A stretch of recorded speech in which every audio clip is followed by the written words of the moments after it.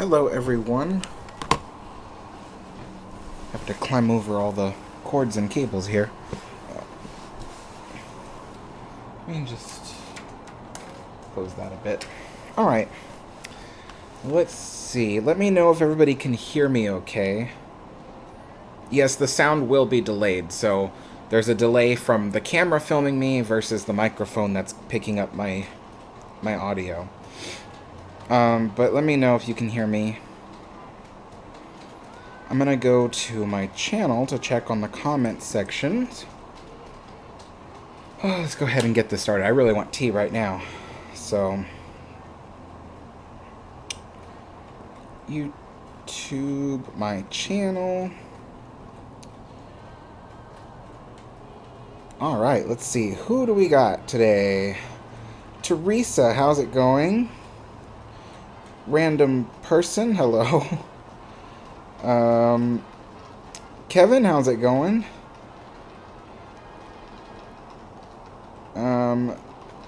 Snowing Aviation says, change my profile and my name, but I'm still Ryan Lorio. Okay, I'll try to remember that, but there's a lot of people that constantly change their usernames, so it's very difficult for me to remember people. Tyler, how's it going? Well, to answer your question, I've been better, that's for sure. Nick, how's it going? Let's see. Kobe. Mark is here. Tyler asks about what do I feel about Titanic and salvaging artifacts. I don't personally consider Titanic a grave site. I think it was when the accident was still fresh, but it's been so long now, there's really no graves there. You know, I think that it's been long enough that, you know, that I think it's okay to pull artifacts in order to teach people about the disaster more effectively. Ozzy asks, how's the weather today? Any snow yet? So, no snow yet, but I think that soon... You know, I think this is too bright. Oh my gosh, I did not turn this down. Hold on, I gotta turn it all the way down. There. That still looks oddly bright. Well, I'll check the stream later. So, no snow yet, but it's possible that in the coming nights we might get snow because the temperature will drop below 27 degrees Fahrenheit, and so, and it might be rainy those nights, so it might turn into snow. So I'm kind of hoping for some. Thomas, how's it going? Little gamer, hello. Audio is fine, everybody can hear me. Hello, Jeffrey. Liners from our past. I know, I was about to discuss that today.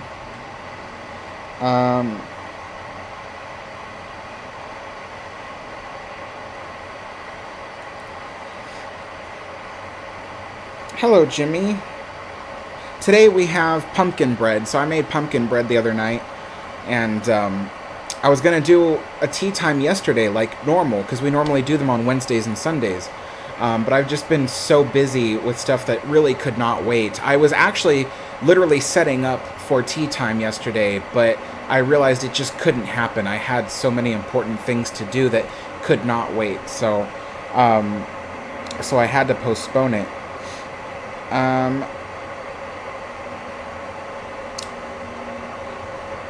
Maverick says, hey Alex, had a rough day today. The live stream makes the evenings a bit better. You know, I hear you. I have had a very rough past couple of days. And so, yeah, doing the live stream will really help, I hope. Moonzer asks, have you ever been to the SS United States in Philadelphia? And when you were at the RMS Queen Mary, did you eat at the restaurant on the bridge part of the ship? The bridge? Well, to answer your first question, no, I've never been to Philadelphia. I've never been to the northeastern United States, in fact. The closest I ever got was the deep south, like Georgia, Florida, Tennessee, you know, Alabama, Mississippi, that kind of thing. But about your Queen Mary question about the restaurant on the bridge, I don't recall any restaurant on the bridge, but if you're talking about like the upper floor restaurants like Sir Winston's, I've never eaten there, but we almost did. We were trying to eat at Sir Winston's, but it was not open the day that we were there, which was a weekend, which made it all the more strange. Hello, Daniel.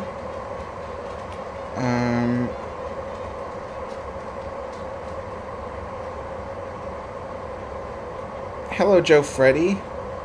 Oh, thank you for the compliment on the train. Kobe Marlowe says, hey, Alex, I have a question about YouTube. How do you start a channel? It's actually really quite simple. You just make sure you're logged in to YouTube on your normal account, and then you just post a video. You know, it's that simple, and it all starts from there. You just have to figure out what videos you want to post and, you know, and go out and do it. Hello, Steve.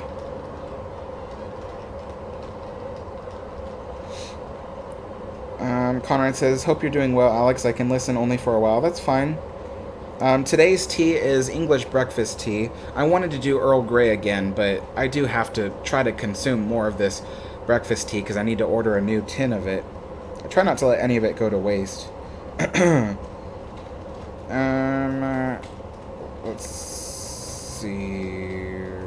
Okay, so we're gonna preheat these tea vessels, but there were some important things I wanted to discuss actually before we get into like casual conversation. Some of it is about the channel and me, and some of it is about the Queen Mary and, you know, some minor updates that we've gotten. So for the next like 20 to 30 minutes, I don't think it'll be 30 minutes long, but for the next 20 minutes, that's what we're going to be discussing. I just need to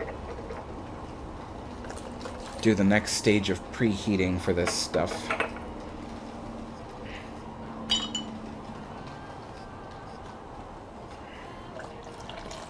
It is very cold today. I mean, not like, I'm not like freezing. I'm just saying it's a very cold day today. So the, oh, I'm sorry. You're probably hearing the live stream. Okay, there we go. So trying to keep the teapot warm is gonna be a little bit of a challenge today, because all of it will get cold very quickly. Okay, so we'll just set that there for now. We'll let those kind of preheat.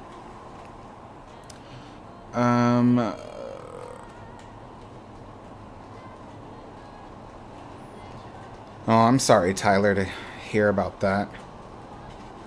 Hello, Sylvia. Hello, Tom Impressive Line. Hello, Jimmy.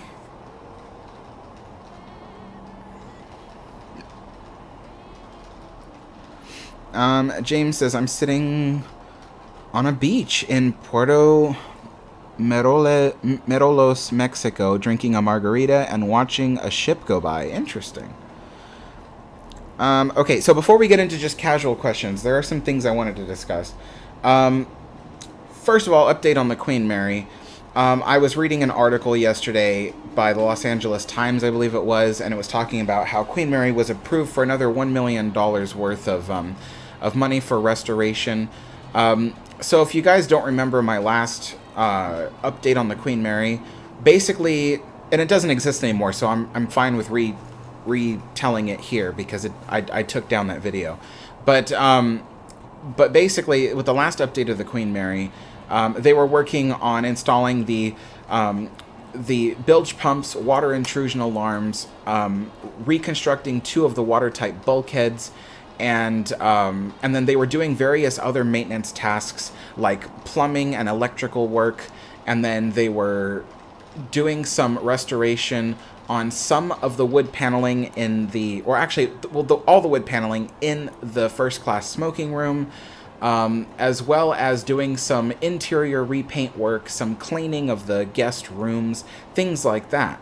And the reason why there hasn't been an update since is because that's what's still been going on. They've still been doing that after all this time. So there was nothing to update you guys on because it was still in progress. But basically, recently there's been other things that have been working out. So one of those things was that I already told you guys that last year they inspected the entire hull. They had divers go down and inspect it with ultrasound to see how thick the plates are and what the condition is. Everything is fine. It could be better, but it's fine. There's nothing wrong. There's no major leaks or anything. But some other work that's happening right now that I learned recently is that you guys know that there are ballast tanks on the Queen Mary. They are located between the double hull, so they're double bottom keel as well as the side hull. There's a 2-layer hull. One in between that are are ballast tanks for keeping the ship upright. They basically, when the ship was at sea, they would fill those tanks with water, and they could adjust that. They could empty the tanks or fill them all the way up to adjust the ship in the water to make sure it's sitting correctly. Well, today, a lot of those tanks are filled with 3 different mediums. One is a type of, you could say it's a synthetic mud, but technically it's a mud mixture that's designed not to corrode. But it is mud, and so some of the ballast tanks are filled with mud to help weigh down the ship since there are no boilers left. Another medium that they use is metal ballast pellets. A lot of people who own boats, like yachts and things, they probably know about this. There's little metal pellets you can fill your ballast tanks with to keep them permanently ballasted if it's necessary. And then the third medium is fresh water, which is information I got from my good friend Steve. And so some of the freshwater tanks, the reason why they have fresh water in them instead of just mud or more metal pellets is that those can actually be drained or filled in order to adjust the ship as it floats in Long Beach, which it does float in Long Beach. But what they're doing right now is the workers are actually emptying one ballast tank at a time to visually inspect it. They're climbing down in there after they've emptied it and inspecting it for rust, corrosion, or any other safety concerns. As far as I know, they have done several tanks so far, found no issues whatsoever. And it's a very difficult task because they have to empty one tank and move that ballast to another tank that they just emptied. And so they kind of go like that, just kind of swapping the ballast through the tanks. So some of the tanks, like I said, mud, some of them metal pellets, some of them fresh water. So they are doing that right now, as well as what we've learned yesterday with the publishing of that news article is that the extra $1 million that have been approved, which by the way was offset by all the money the ship made this year from doing movies, TV shows, and commercials, that $1 million is going towards the replacement of carpeting on the ship, as well as doing some more interior paint work, and it's also going towards the replacement of the locks on the cabin bedrooms, because those are kind of old-fashioned locks and they don't always work, and old outdated locks I should say, and they don't always work, so they're replacing all of those. And so that's what some of that money is going towards. And I'll probably go into detail in the coming week or two. I want to make an update video that kind of talks about all of this and kind of also explains about the real condition of the ship and how it's not as bad as many people think it is. So that kind of thing. So that is what's going on soon. If those of you are leaving comments in the chat right now, the reason why I'm not reading them is because I have important stuff to tell you guys. So I will not be able to get to those comments until later if I have the ability to, because a lot of people are commenting. But now it is time to preheat this, and then we'll get into the next topic. So, not preheat, we're going to fill this with boiling water so we can actually start brewing tea. So, the next topic I kind of wanted to get into is that lately there has been a lot of people, not just one person, so those of you who are listening, don't think I'm singling you out. There has been a lot of people this past week alone who, for one reason or another, has been upset that I haven't been responding to their comments, emails, chats, various other things. And so I think what makes people upset is that I'm probably one of the few YouTube channels out there where I actually take the time to respond to you guys and read your guys' comments and have conversation with you guys, especially by email, which is where most people, can reach me. When it comes to Facebook, I am almost never on there. I never use Facebook Messenger or anything like that, because I don't like being on social media. It's very toxic, so I don't like being on there. So that's why I'm never there, not even to like answer messages. And frankly, the messages pile up, and it's like, at what point, it's like, where do I start, So that's why I always encourage people that if you want to leave me a message when I'm not like on a live stream or something, you can always email me. The email's at the bottom of every single video. And so you can talk to me that way. But people have been upset that I haven't been getting to their messages in a very quick and timely manner. And I think it's really important to remind people that, when you leave a message, you're not the only one. There, in any given day, I could receive dozens upon dozens of messages. And so a lot of them are messages where people really want me to sit down and converse. I would love to do that. The thing is that I don't have time to converse with every single person. I can't hold several conversations a day. I actually work. I do stuff, like I have family to attend to. I have the YouTube channel. I have research to do. I can't always be there to respond to every single comment the minute that it shows up. It's not, I don't want people to think that I'm doing that because I don't appreciate people. It's not that at all. It's just sometimes I don't have the time to get to every single one. I have to pick and choose which ones I think are the most imperative to get to at that moment. And maybe I'll get to that same person that I missed the next week or the next day or something.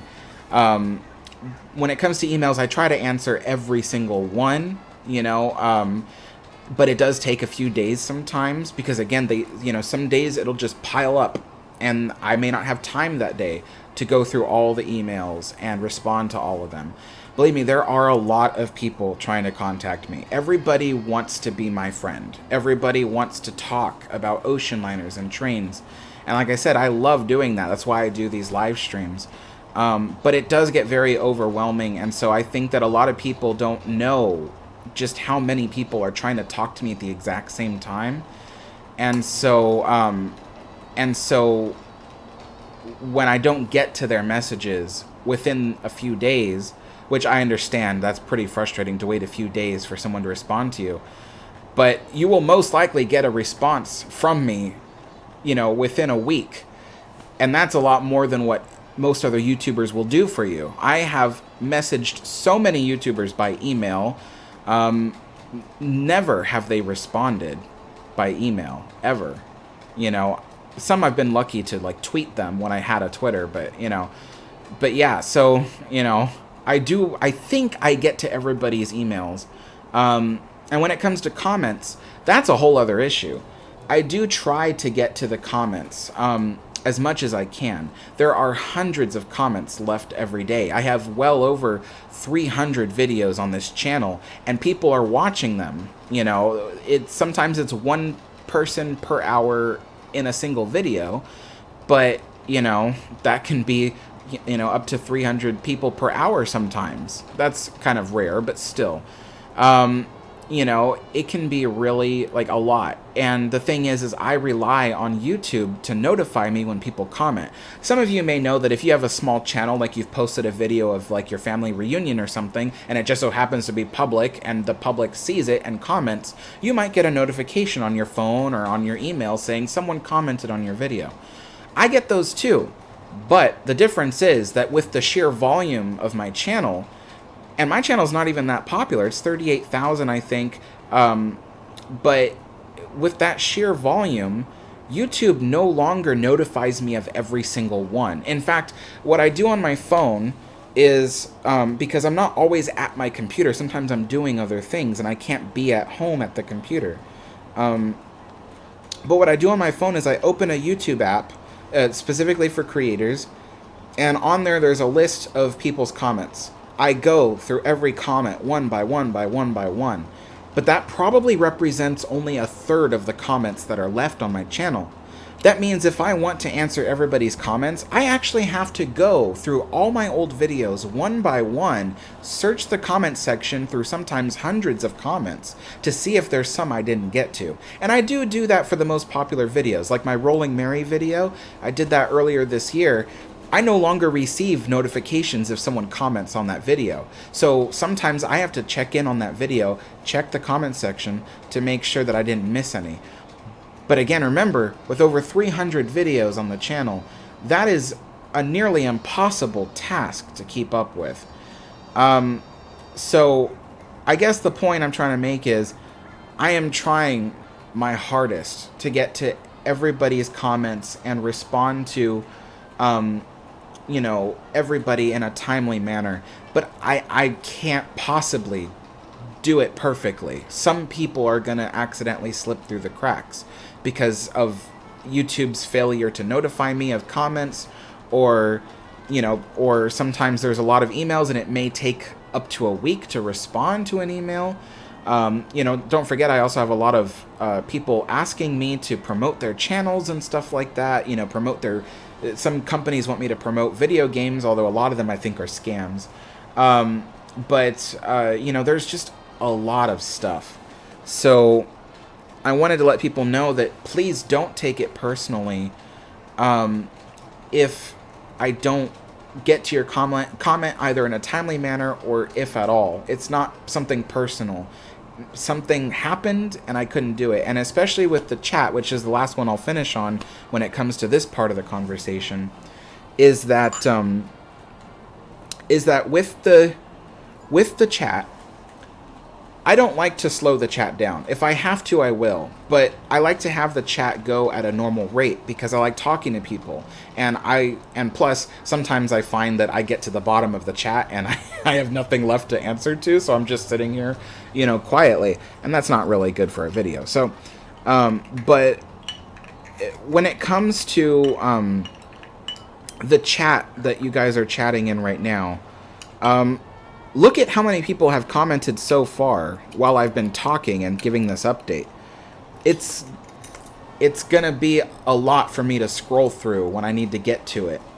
And the thing is with the chat constantly moving, because the chat is constantly like scrolling and scrolling, and I have to like hold on to it and try to get to everybody's comments. And not everybody's asking me a question. Some people are just like, hey, I drew a picture of an ocean liner.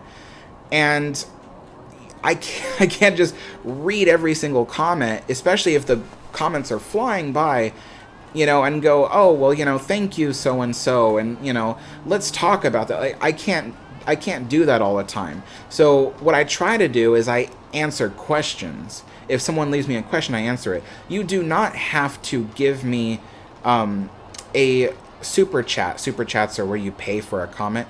You do not have to send me a super chat in order to talk to me or ask me a question. I'm not that kind of person. I'm not going to force you to pay me to talk to me. When you do that, your comment most certainly gets read because you've paid for it. So I will have to read those. But nevertheless, I try to get to other people who are not paying for it as well. And especially if they're asking a question. So if you're asking me a question, there is a high likely chance I will respond to you as long as I don't accidentally miss it. So while I prefer for people not to spam the chat, I don't see anything wrong with asking a question twice. You know, maybe if I miss it the first time and it's been, you know, a good 10 minutes, you know, and I haven't responded to it, it probably means that, that I didn't see it. You know, it probably slipped past me as I was scrolling through it. So if it's a question, I will try to answer it. Yeah, so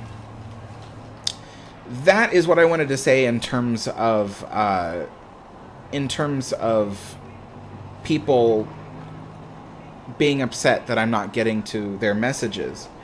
So, like I said, I think I'm confident in saying that I'm one of the few YouTubers that actually respond to people.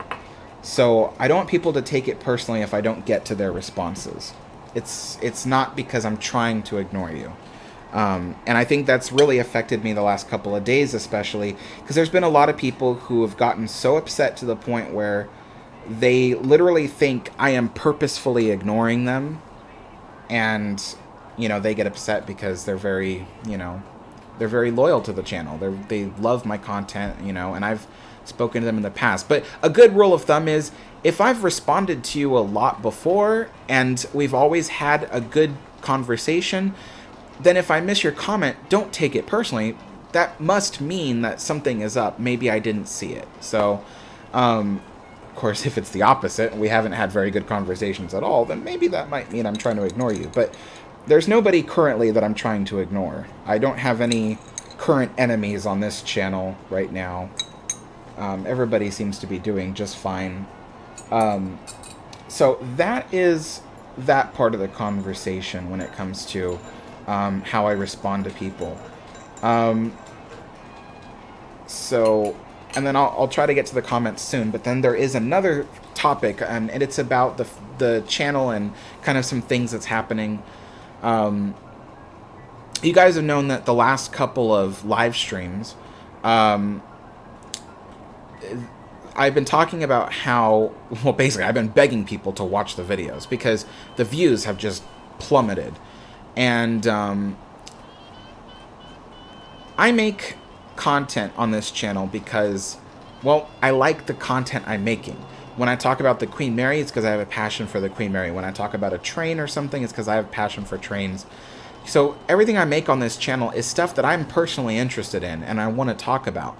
But at the same time, with a channel this large and all the work that goes into making these videos for you guys, especially given the fact that I have schizophrenia and it's really difficult for me to concentrate a lot of times to try to get something done, it does take up a lot of time. And unfortunately, time is money. I get ad revenue from this channel for sometimes like a video, is popular and it gets ad revenue. Sometimes I put out a video that gets a copyright strike and I don't get ad revenue, but I put the video out anyway because I think it's good content. I think you guys would like it, even if I'm not monetizing it. But yeah, I don't think it's a big secret that money makes the world go round. I do rely on the channel to give me ad revenue so I can keep making more content for you guys. Otherwise, if that money doesn't come in, I do have to do something else. I do have to stop YouTube and do something else in order to, keep food on my table and a roof over my head.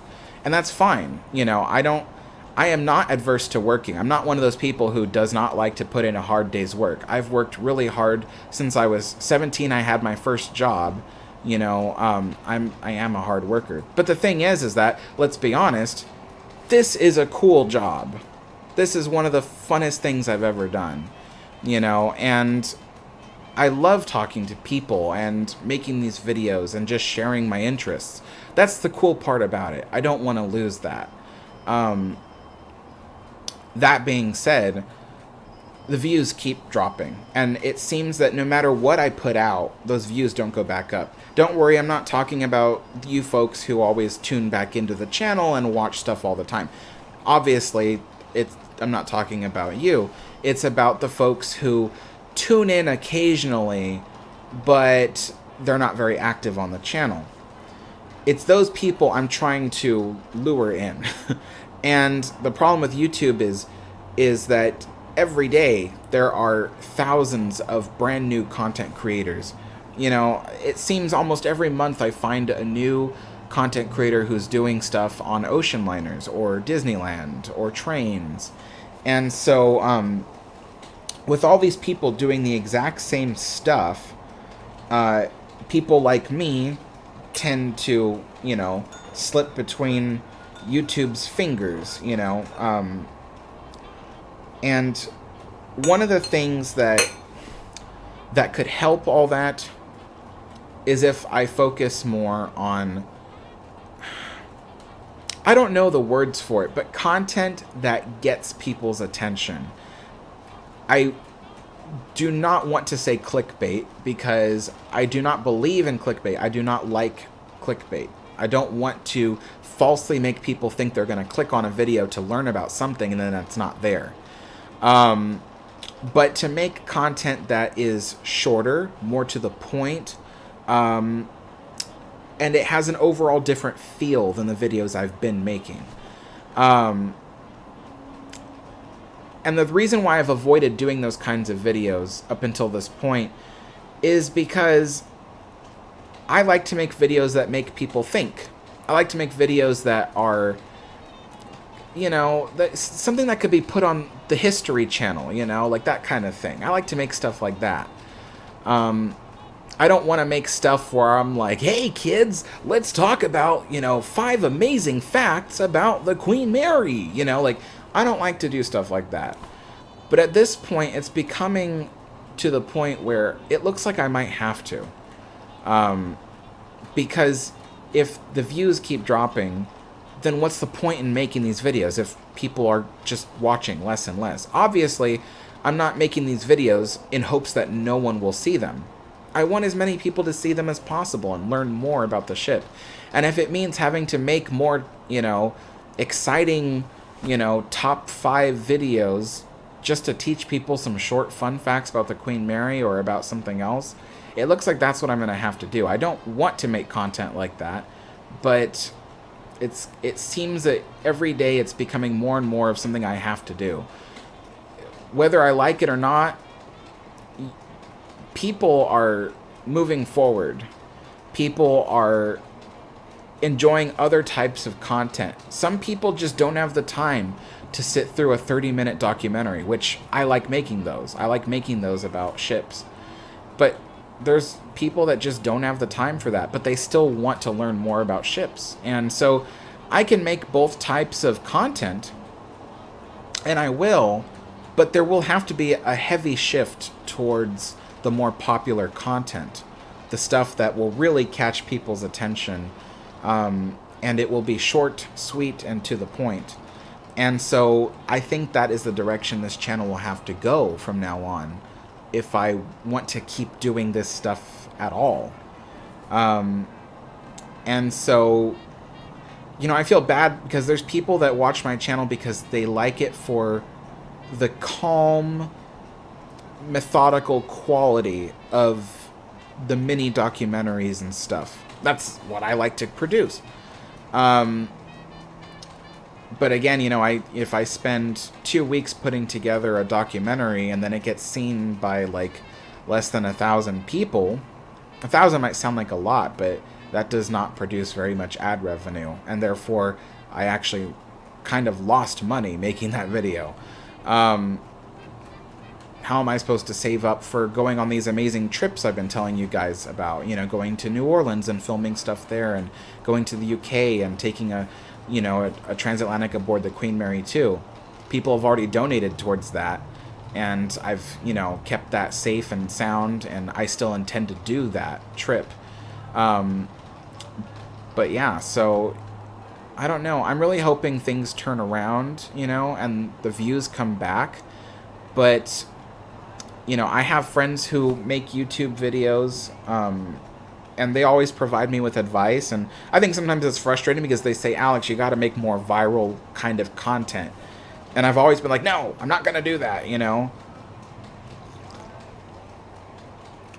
Oh, that's good. But yeah, it seems that I will have to go that direction. Or else I won't even be able to be on YouTube at all. You know? So, I don't think it's necessarily a bad thing. It's just different, I think. It's different from what people are going to be used to.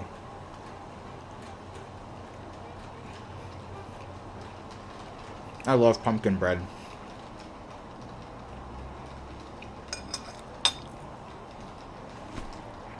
Okay, so all the updates are out of the way. Let me see if I can get to people's comments. Okay.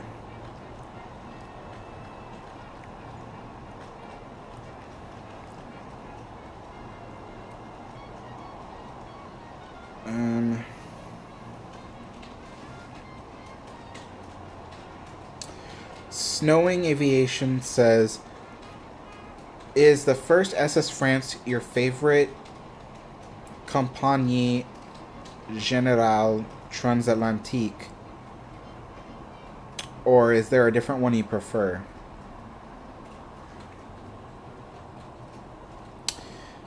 I would say the first SS France is my favorite one of that French line. I would, yeah.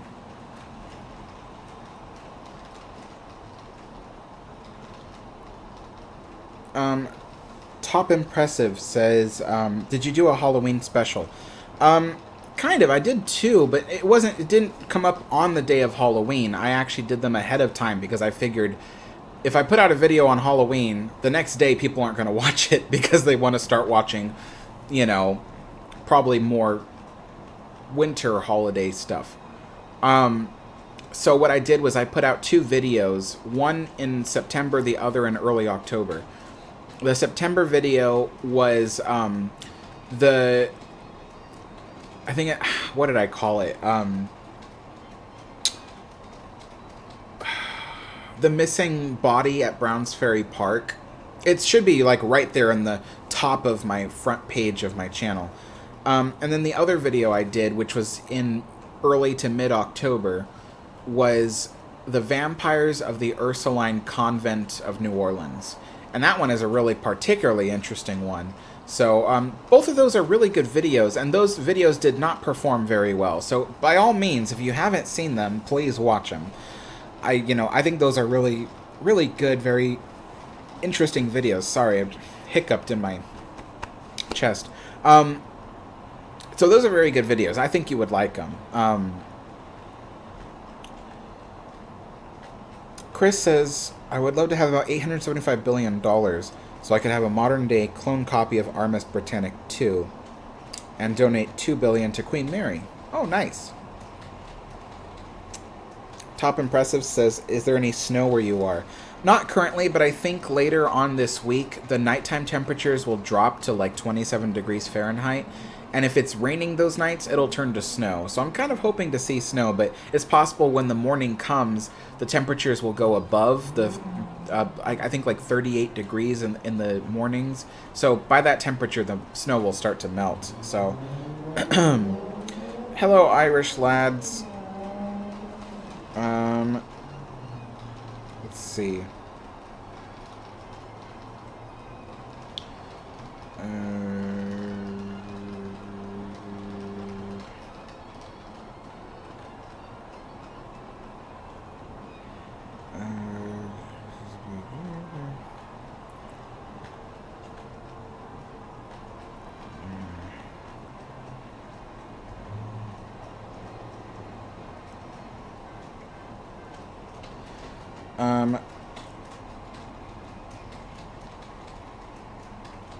Wait.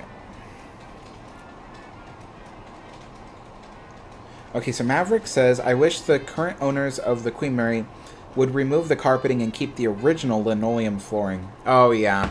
I think it would just echo so much, though. You know, I would love to see the original, you know, or at least like a replica of the original linoleum down the hallways and corridors, but even I would have to admit, for a hotel, that would echo like crazy. But what's really cool is, according to the money that they're spending on updating the Queen Mary, the $1 million I was talking about earlier, that will go towards making, you know, it was very vague, but it said something along the lines of historical replicas of the carpeting and flooring, because areas where there is linoleum, they're going to replace it with something historically accurate. And then areas where there's carpeting, they're going to replace that with something that's historically accurate. So, I mean, if we're all really lucky, maybe it's replicas of like 1936 patterns. That would be really cool. But, I mean, let's not get ahead of ourselves. it's probably just going to be something that looks old but isn't necessarily from the Queen Mary.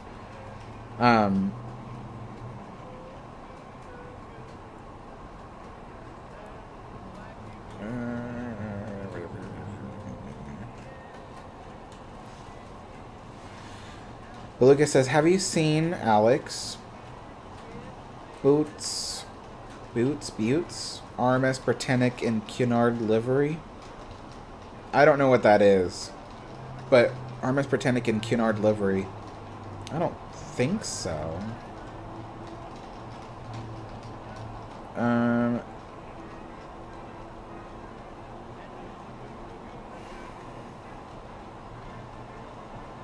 Hey Monk, how's it going? Hello Teresa.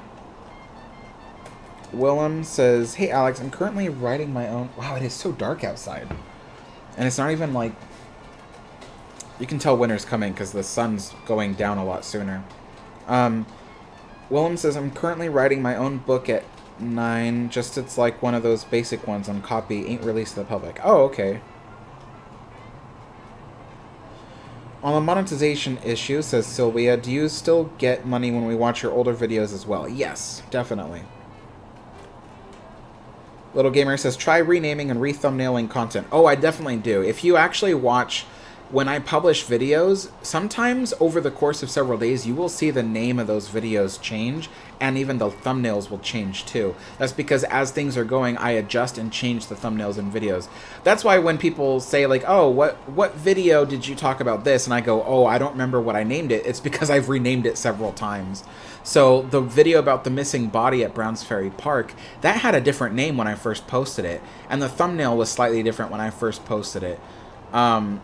And then, like, the video about the spruce goose, that went through 3 different name changes and 2 different thumbnail changes. The first thumbnail was more, like, clickbaity looking.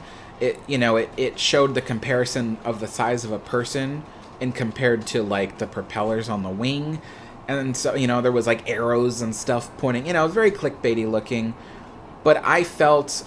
First of all, the video was not doing very well, so I figured the thumbnail was not working. But the other reason, too, is the thumbnail just looked really overcrowded.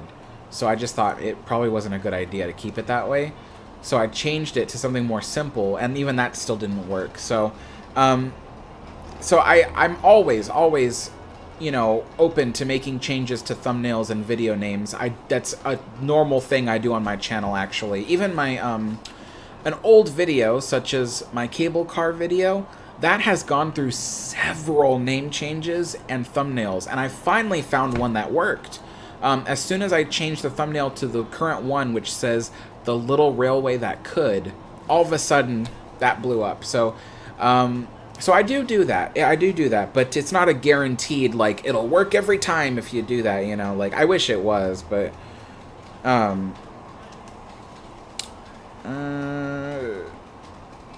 Liners the Passes, do you miss the Queen, Alex?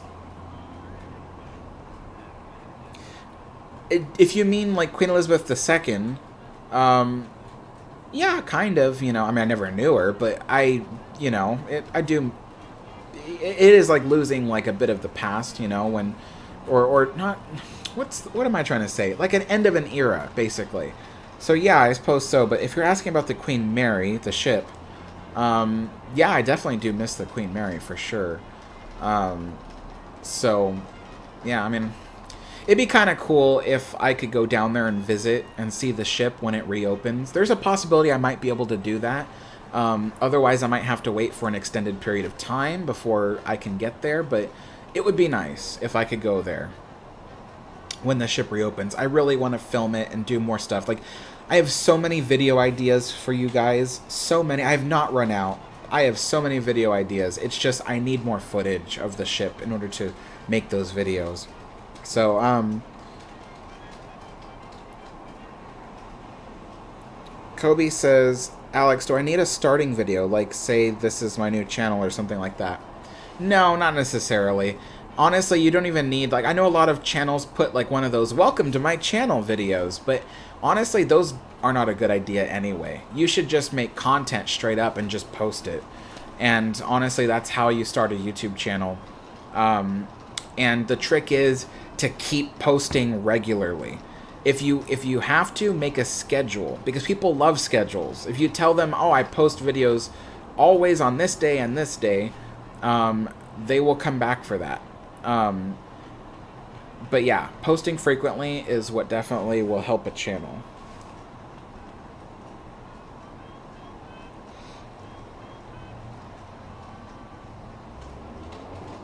Tyler. Yeah, Tyler, you are very patient when it comes to me emailing you. You always wait very patiently for me to respond, and I appreciate that a lot, because it does take a while to get to all the emails that people send.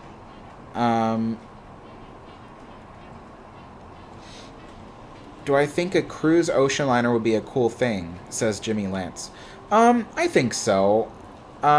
Because, I mean, when you think about it, the Queen Mary 2 is an ocean liner that also does cruising. I think that's pretty cool.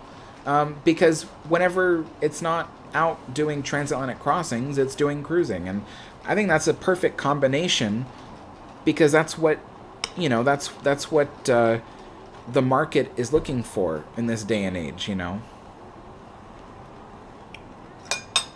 I eat the crusts first. I don't know why. Maybe it's because I want to leave the best for last, which is like the soft inside of the pumpkin bread.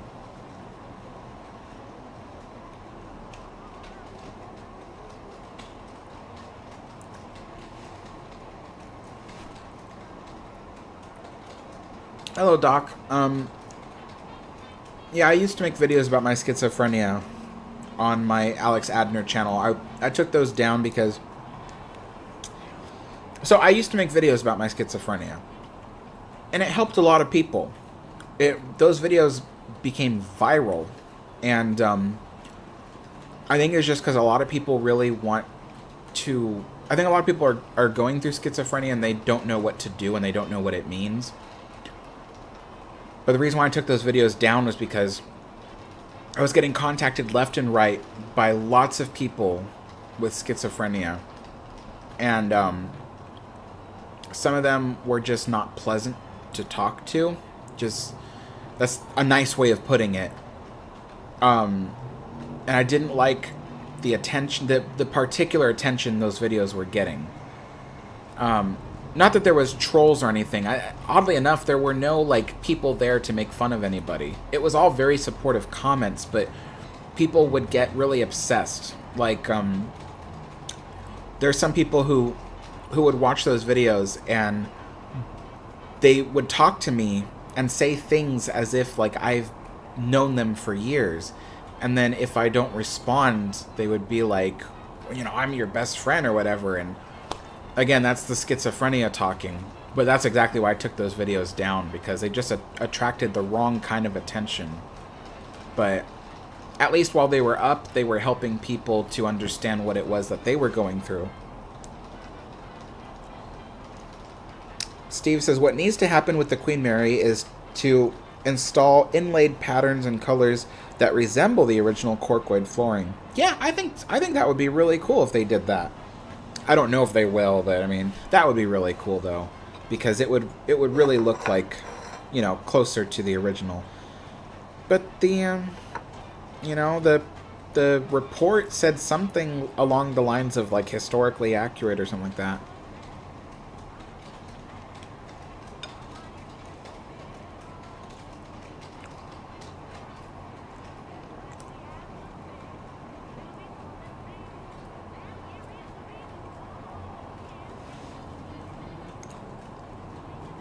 Stephen Hemingway says, regarding the videos, some are members only but are top range.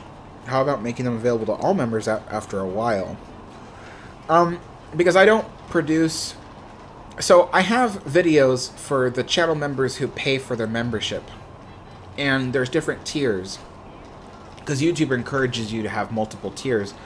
I would prefer just to have one tier, but I also kind of agree, there has to be different tiers, so that way people who don't want to pay for a certain price can just pay a small amount of money. But the reason why I don't make the top tier videos available to everybody after a while is because I simply don't make member videos enough. I don't make enough of them. So I don't produce them quick enough that I can just, let one go and then let another go and then let another go and make it available to the rest of the members. I would never be able to keep up with it. I'm already having trouble keeping up with this channel. So that's why I don't do that. But and then plus it would, if you think about it, it would make it so people don't have a reason to choose the high tier. Because if they know that eventually I'll just release it to the rest of the members, why would anybody want to, pay for the highest tier? So that's why I don't do that. But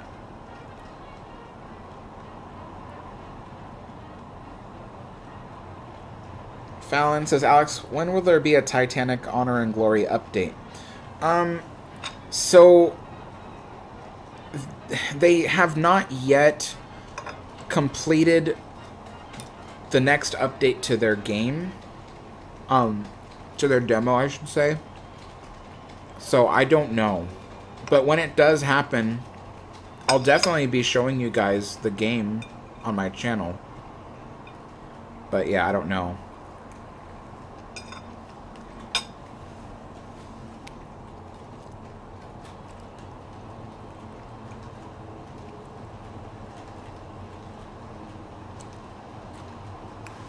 Russell Cooper says, if the captain of Queen Mary was ill, how many of the crew would be capable of being a deputy captain?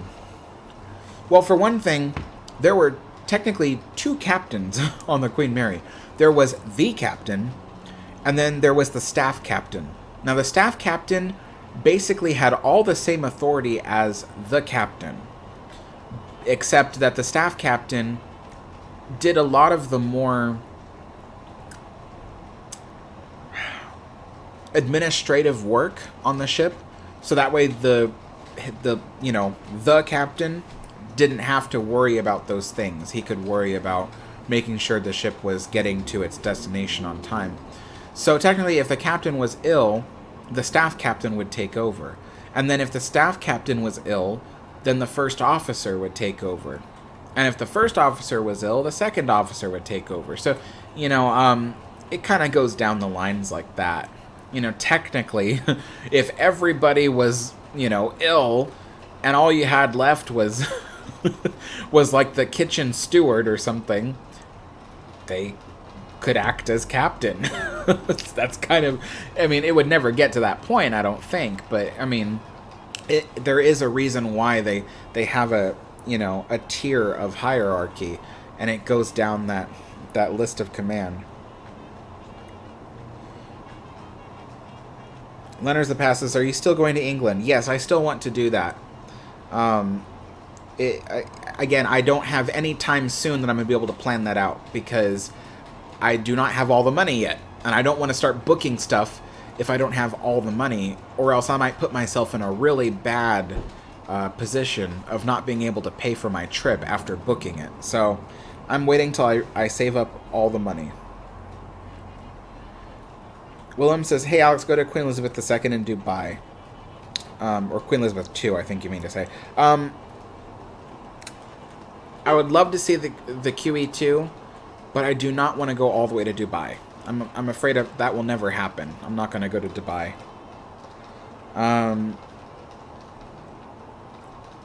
Fallon says, what's the tea of the day? We have English breakfast tea.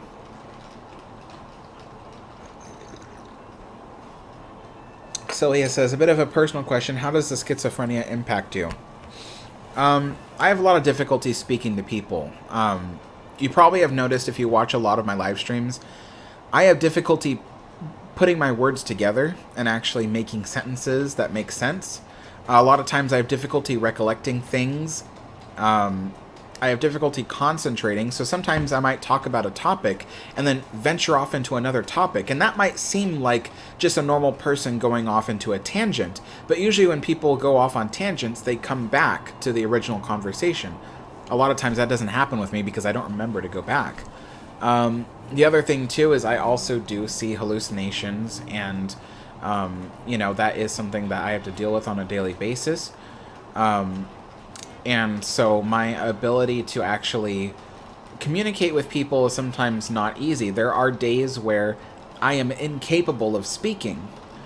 And I know that doesn't seem like that could be possible, but that's because I don't show you guys that side of myself. You know, there might be days where I don't do a live stream, and that's probably because on that day I just simply can't. You know, I can't talk, can't move, can't function. So, you know, and that's hard for a lot of people to believe. They can't imagine it. They can't imagine not being capable of moving, you know, but that is part of my schizophrenia, is I do have various symptoms, and so sometimes, you know, I will be frozen in a chair, unable to actually just move and do something, you know. So I mean, it also affects my memory and my cognitive skills. You know, I have friends who have to remind me to drink water, because sometimes I'll go 2 days without drinking a single drop of water because I don't feel thirsty and I don't remember to drink water. So there's things like that, you know. And then of course I get a lot of anxiety. I have various anxiety because of schizophrenia for various things. I don't drive because I'm way too anxious behind the wheel. I you know, it would last time I drove was not safe. That's for sure. You know, and then of course with the hallucinations happening, I can't drive anyway because I see stuff in my vision when I drive. So, you know, when I'm in stressing situations, it can cause me to completely shut down. Which, yes, a lot of people, when dealing with a lot of stress, may feel overwhelmed, but this is different.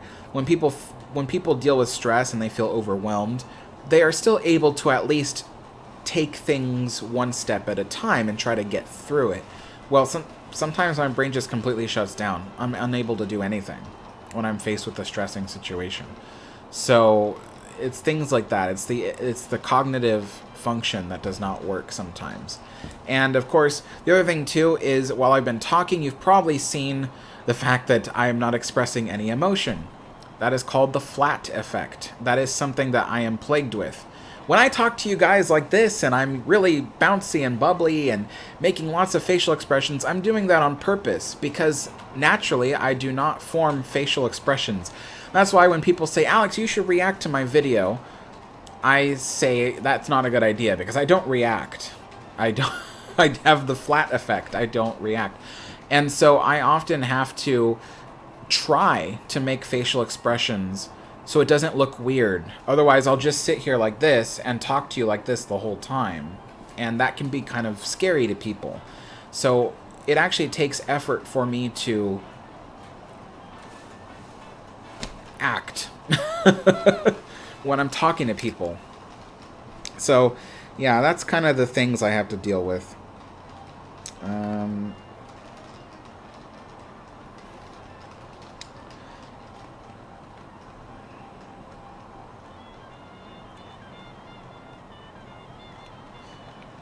Jimmy says, hey Alex, I have a question. In some of your videos there is a live cam, and in the background there is a Queen Mary picture and a Titanic model, but there is also a dish. Where did you get it and what is it? There are 2 dishes, so I'm curious to know which one you're talking about. Because one dish is a kosher dish from the Queen Mary, so it's a lot like this one here, except it's kosher, so it has the Hebrew written on it. And then the other dish I have is behind my Titanic model, and that is a replica of a dessert plate from Titanic's first class. So the Queen Mary dish I got on eBay, as I get all my Queen Mary stuff. And then the Titanic dish I got at the Titanic Museum when it visited the city of Buena Park, California.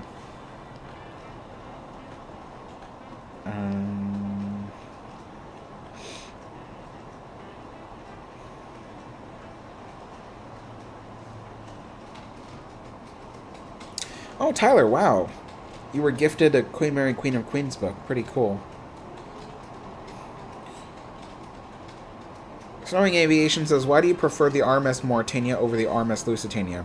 I suppose because Mauretania made it through the war and had, you know, some good war stories to tell, as well as the fact that Mauretania held the blue ribbon for 19 years. I think that's a significant achievement. It doesn't mean that I would necessarily prefer it over Lusitania. I think both ships are wonderful. It's just that amongst the two, Mauretania is my favorite of the two.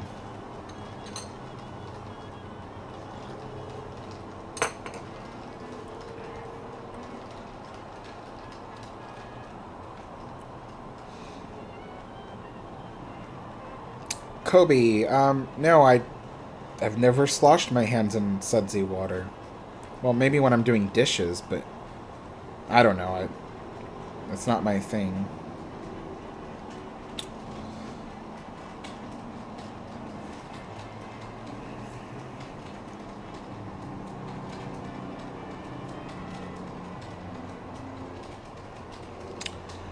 Daniel, I don't know what you should change with your ocean liner. I'll leave that up to you.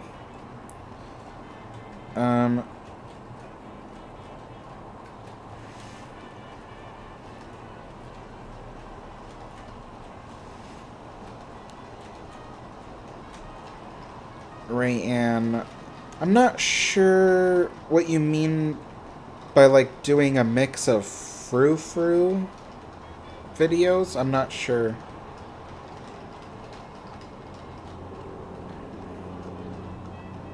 Tyler, no. Schizophrenia doesn't make me feel or look like a zombie.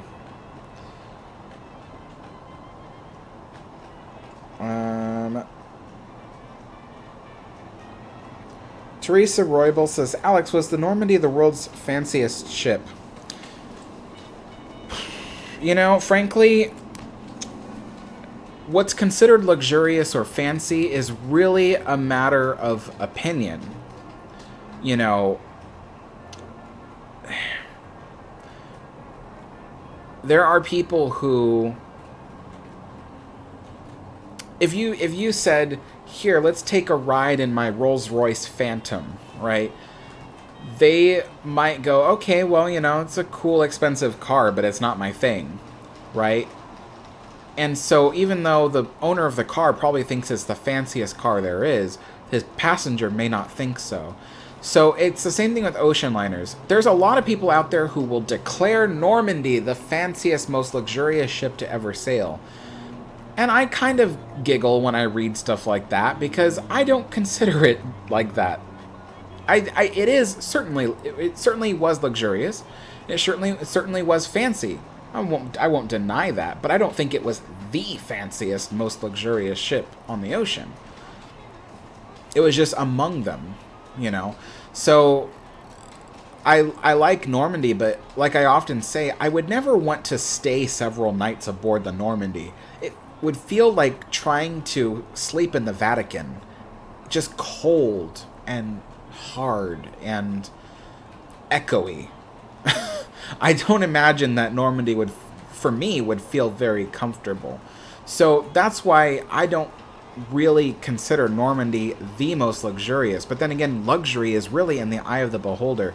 I have met people who laugh in the face of luxury. They would prefer the simple things in life. They consider that luxurious.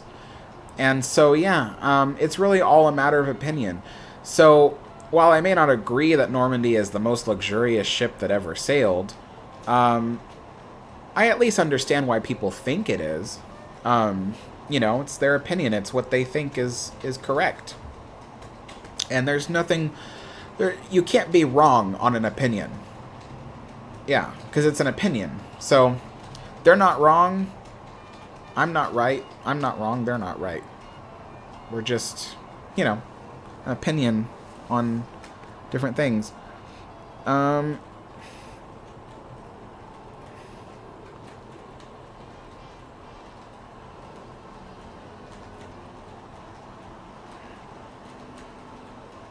Fallon Will says, Alex, did that think after Titanic sank it went down in one piece? No, I've always known it went down in multiple pieces.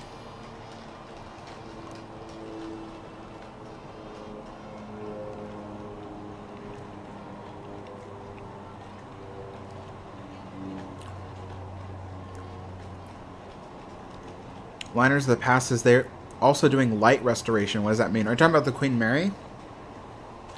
Light restoration just basically means, like, if there's brass that is tarnished, they'll shine it. If there's old lamps or lights that are out, they'll fix them. If there's a wood panel that is suffering wood rot, they'll either repair it or replace it. That kind of thing. That's light restoration.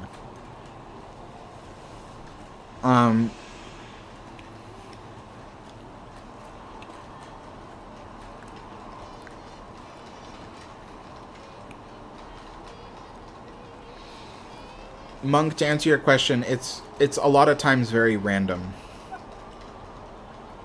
I think the worst hallucinations I get are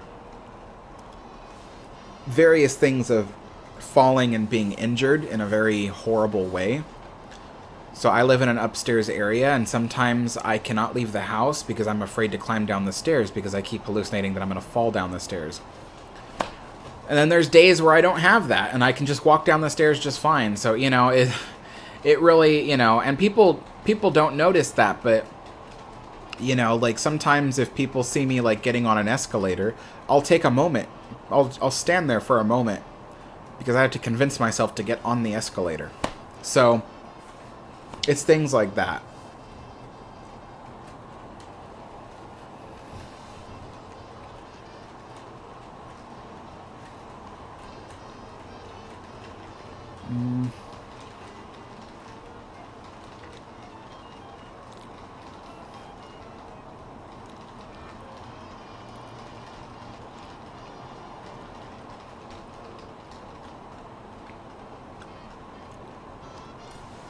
Liners of the Past says, in my opinion, why do they not put period replica furniture for people to sit in?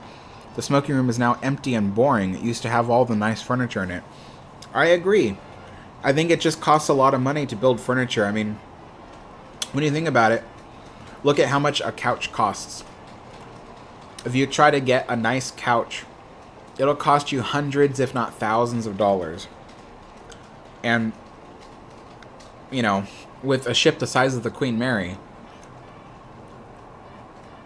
they just do not have the money for all that furniture. And then to maintain it, because you get hotel guests that come and they destroy the furniture, you know. I had a cafe once, and we had this really nice chair. Well, we had a couple of chairs. They all looked the same, but they were comfy chairs. They were really, really nice, velvet and everything. And this guy, literally with all his weight, plopped down on the chair. Not sat in the chair, plopped down on the chair. And he fell right through the chair. Ruined it. The chair had to be thrown away. And, yeah, so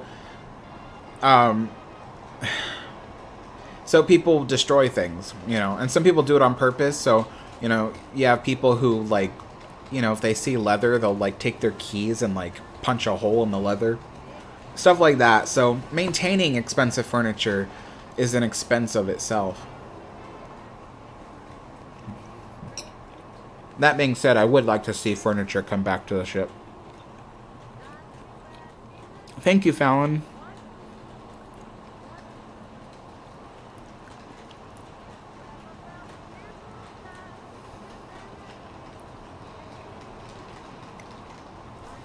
Daniel says, why does SS Normandy look more futuristic? While Queen Mary looks like Mauretania, but bigger and with modern designs. The reason is because with Normandy, the French line, they really wanted to...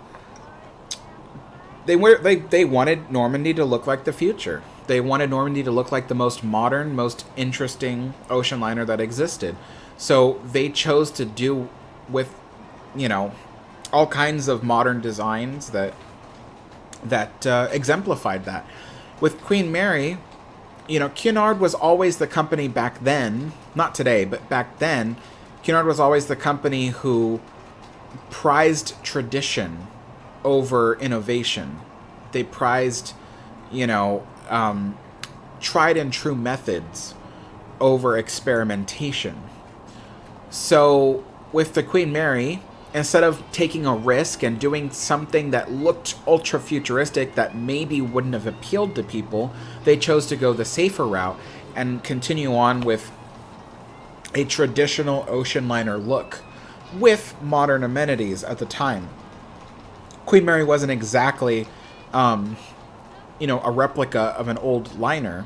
It was definitely a very modern liner. But when you look at Queen Mary, she definitely looks more classic. Just look at the funnels, for instance. Normandy's funnels were extremely aerodynamic looking and very oddly shaped, in my opinion. But Queen Mary had very traditional, elongated, tubular funnels. So, it was all about maintaining tradition with Cunard, and that's what they went with.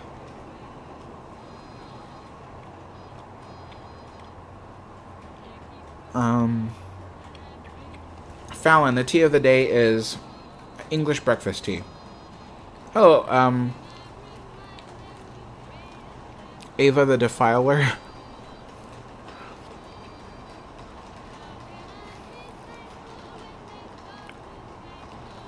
Taylor says, the one thing I've always liked about Normandy is how she looks like a combination of a classic liner and a modern cruise ship.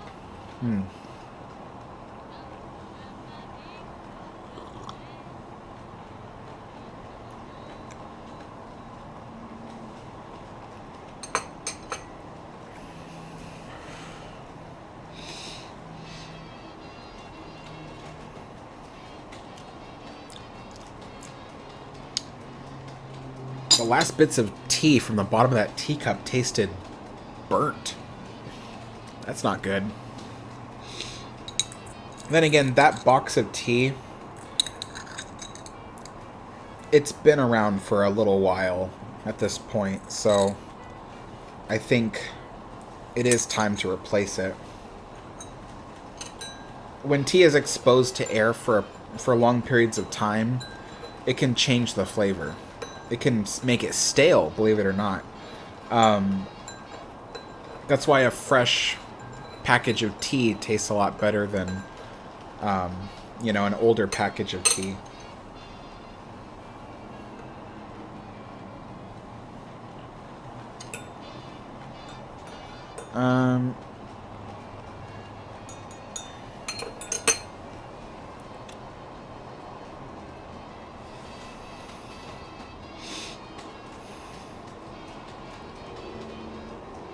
Thank you, Ken. Jeffrey says, Alex, your last Disneyland video got a lot of views. Will you be doing more Disney videos? I hope so. Jeffrey, yes, that was... I know this might be hard to believe, but that last Disney video was just a fluke. It just so happened to be really popular. It's not a guarantee that the next videos will be, because if you look at the videos before it, they're not that popular.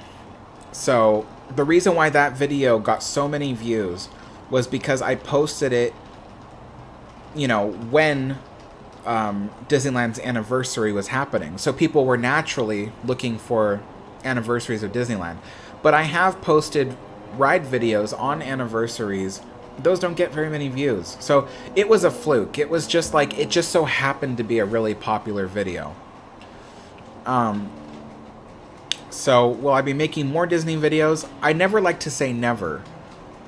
Because, I might one day just feel like making a video about something at Disneyland. But what I can tell you is, I don't foresee it being a regular thing anymore. Because the videos don't get very many views. I put all this work into it, and then people don't watch it. And like I said, the last video I did was successful by happenstance. It just so happened to be what people wanted at the time. And I'm very glad it was successful, because, I put a lot of work into that video. But yeah, it's most certainly a fluke. Whenever I produce Disney content, it just doesn't get the views it used to, 4 years ago.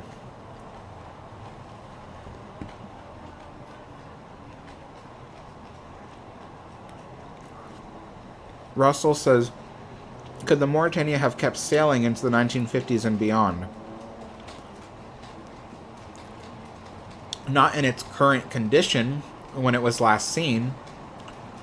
You know, the Mauretania, any ship, as long as you put in the money and the effort, will keep going. The real question is, when does it become too much? And I think they decided that 1935 was when it became too much. So,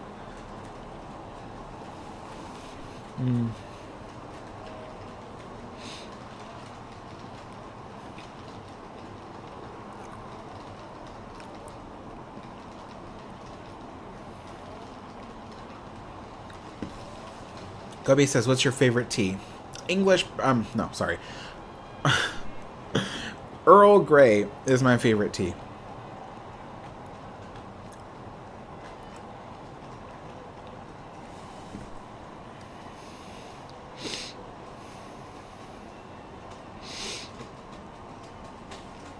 Letters of the Past says, on the exterior of the Mary, they are going to restore some of the lighting along the boat deck. That is correct.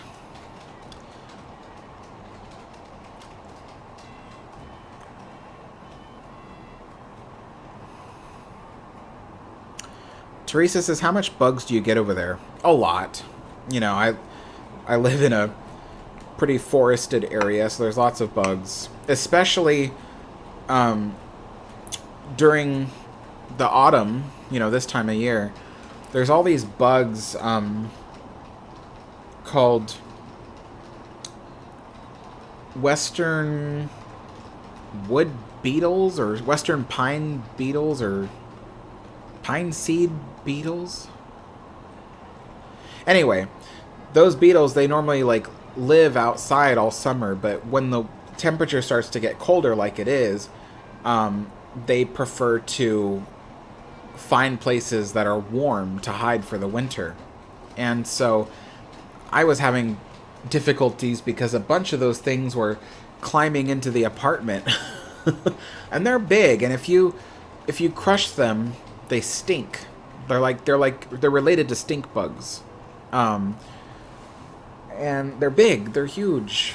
Well, they're not huge, but I mean, they're big beetles, you know.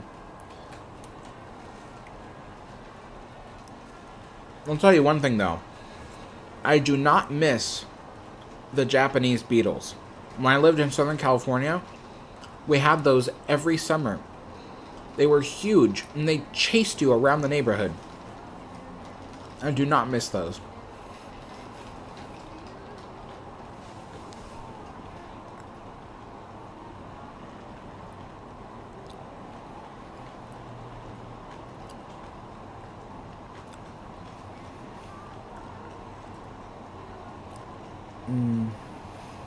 Let's see.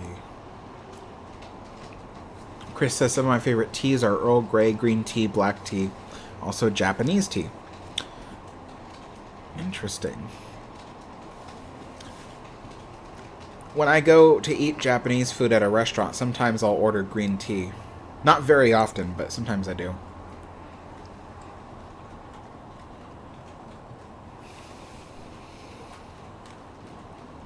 Snowing, aviation.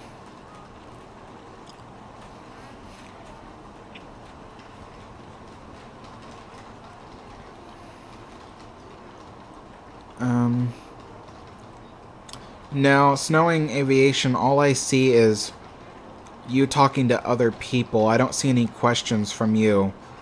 Maybe you could retype your question? Oh, is it a question or is it...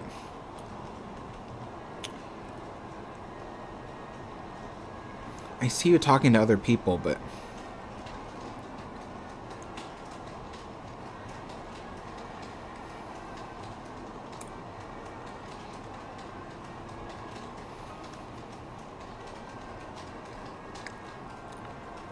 Sylvia, yeah, I saw Yorkshire tea. It is quite expensive to get, though.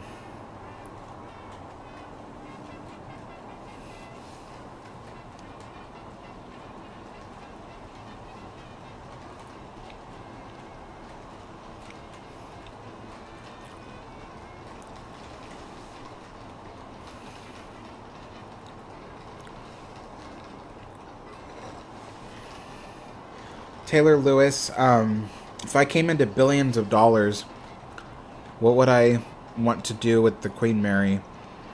I mean, to prevent myself from, listing everything, I would just say restore it to a nice, beautiful condition so it can remain, a floating hotel. And I would make sure that it has modern methods of entertaining and educating people who come to visit the ship. That way, they'll want to keep coming back and see the ship in a good, well cared for condition.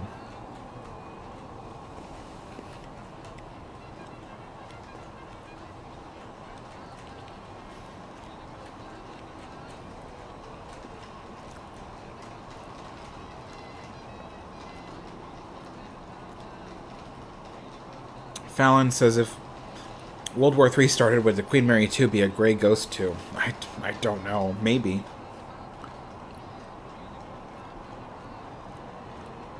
Chris says, would you like to visit Japan to watch a Japanese tea ceremony? I like Japanese culture and I like Japan, but I wouldn't want to visit Japan.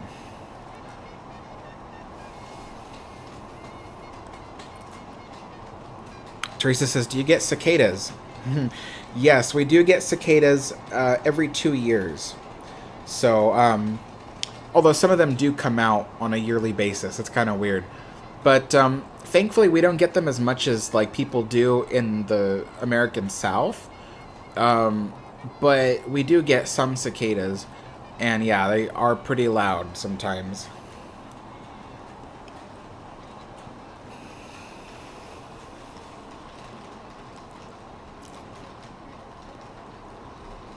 Steve says, oh my god, I hate Japanese beetles. They bump into you and buzz and annoy you. Yeah.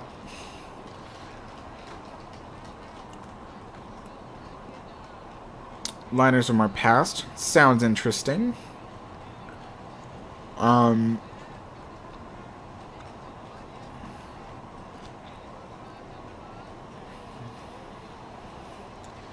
Jeffrey Charles says, my favorite thing you've had on the channel was your Alex in the Park vlogs. Those were fun.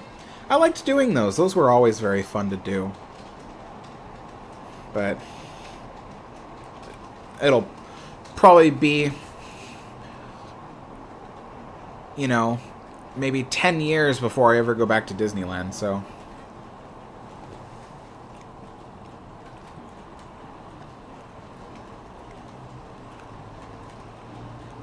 Linus from the Past says, what your favorite houses?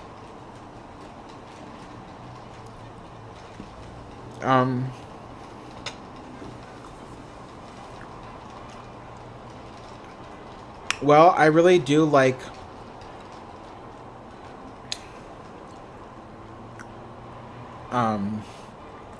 craftsman style houses, the from the arts and crafts style. So I do like craftsman houses a lot. That's probably top on my list.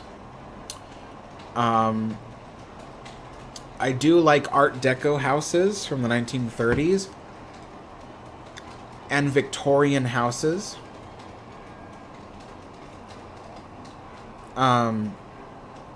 There's a lot of architectural styles of houses in San Francisco that I actually really enjoy. A lot of them are Italianate style, which I really like, and Queen Anne style.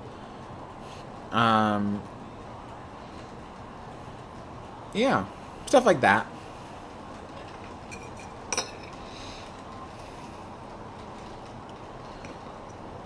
Russell Cooper.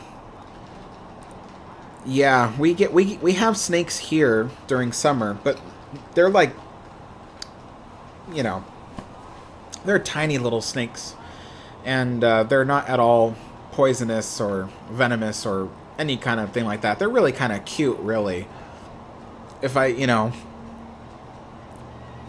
know better than that, then I would just normally pick them up and just, hold them, but yeah, you shouldn't bother wild animals, so I don't do that. But yeah, we get little tiny snakes here and stuff like that. And then the weirdest creature we get up here is what's called a rubber snake. So it's a snake, but it looks like a giant earthworm. and it looks like it's made of rubber. That's why people call it a rubber snake. I've seen it only once in the 2 years I've been up here, but we get them. They're really, really strange-looking creatures. I think they're blind.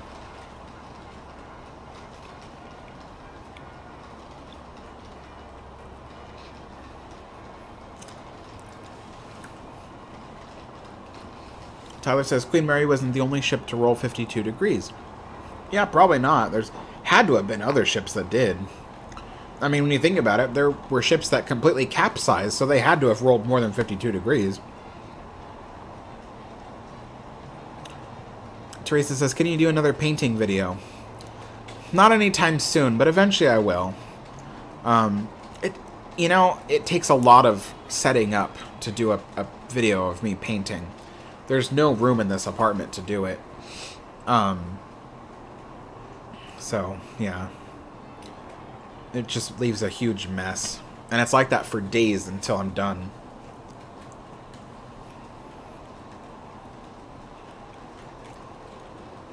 Hello, Fallon. Yes, I did watch Unsolved Mysteries about the Queen Mary episode. It's all fake stories on that one. It's all the stories that basically Disney made up.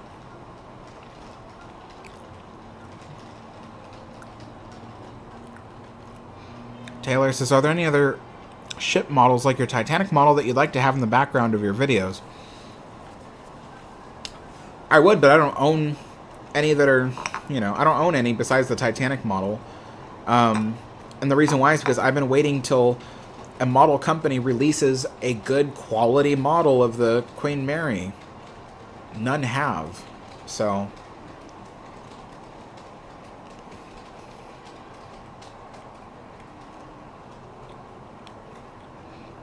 Oh, see you later, Maritime Review.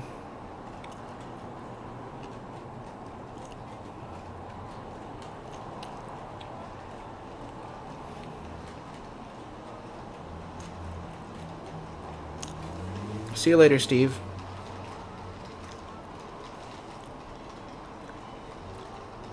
And Gyrus says, hello, it's been a long time since I've come to your streams. Glad to be back. Glad to have you back.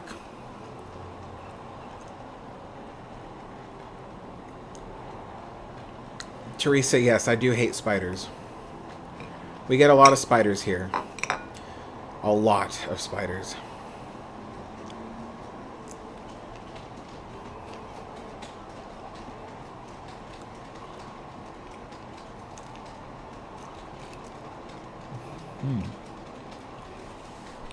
That sounds like a pretty cool house. Liners.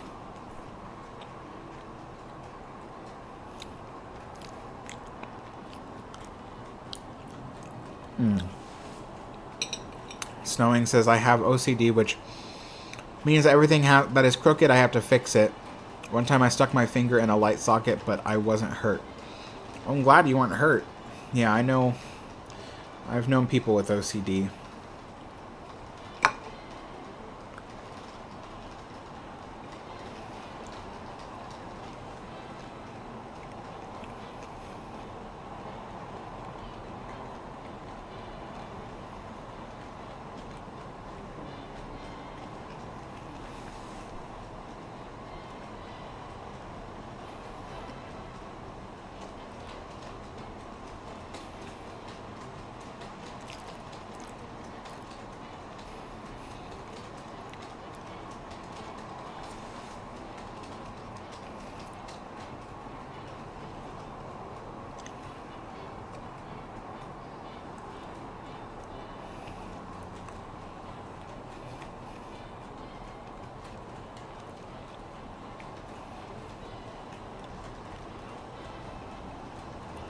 Russell Cooper says, how many degrees would Queen Mary have to list until she would capsize?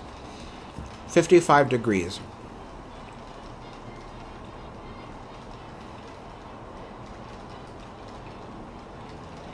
Now that's 55 degrees off vertical, by the way.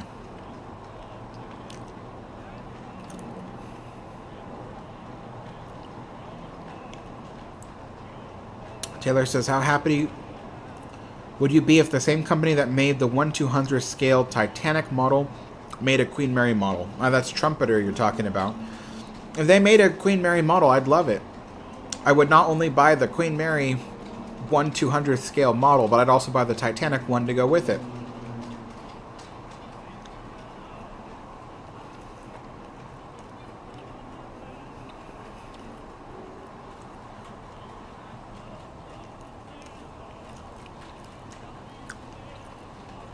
Anguirus Plays, yes, I have checked it out.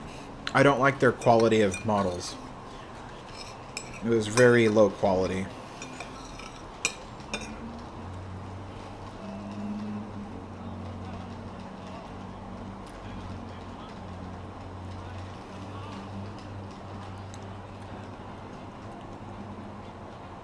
Oh, Liner's the past. I'm sorry you have the flu. Well, I hope you get better soon.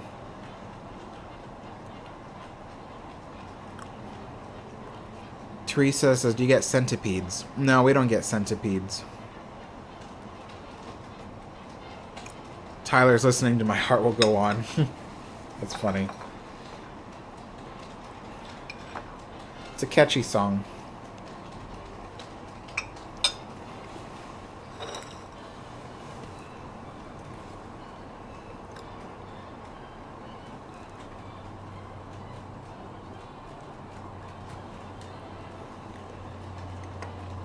Ooh.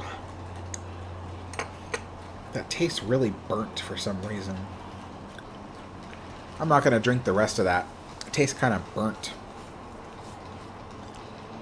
I think what it is because the tea cooled down. A lot of people don't know this, but when tea and coffee cools down, the flavors change.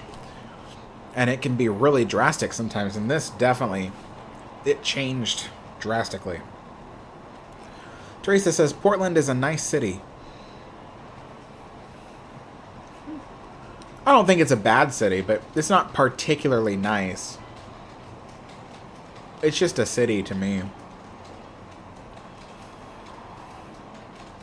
Like, I would consider San Francisco or Seattle a nice city. Well, parts of Seattle.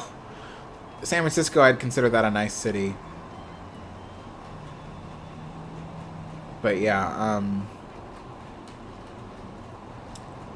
I also really like Santa Barbara.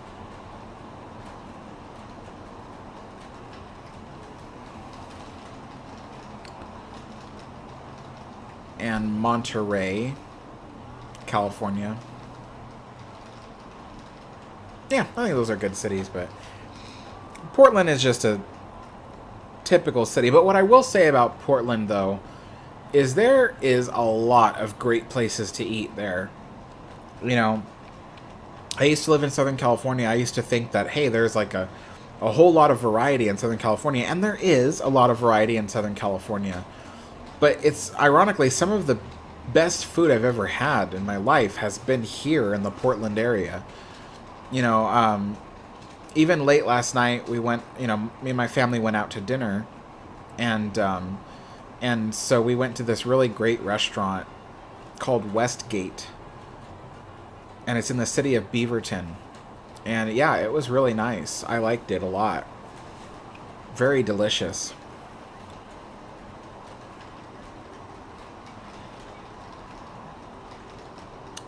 Oh, Tyler says he meant the favorite second to My Heart Will Go On.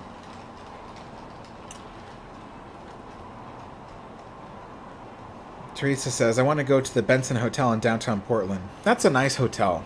I'd stay at that hotel if I could. Brandon says, Ursuline Vampires was a good video. You did a good job, Alex. Thank you so much.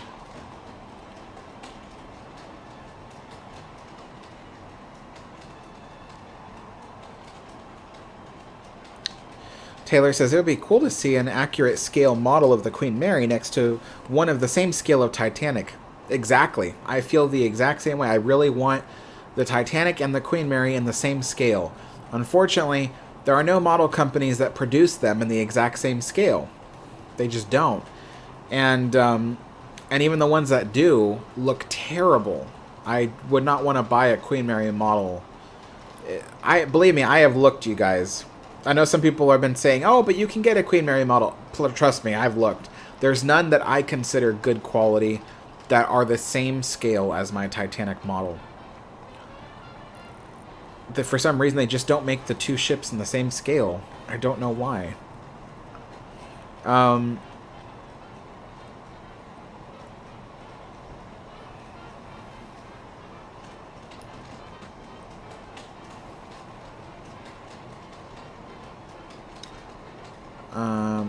Daniel, yeah, that is a particularly sad scene from the movie.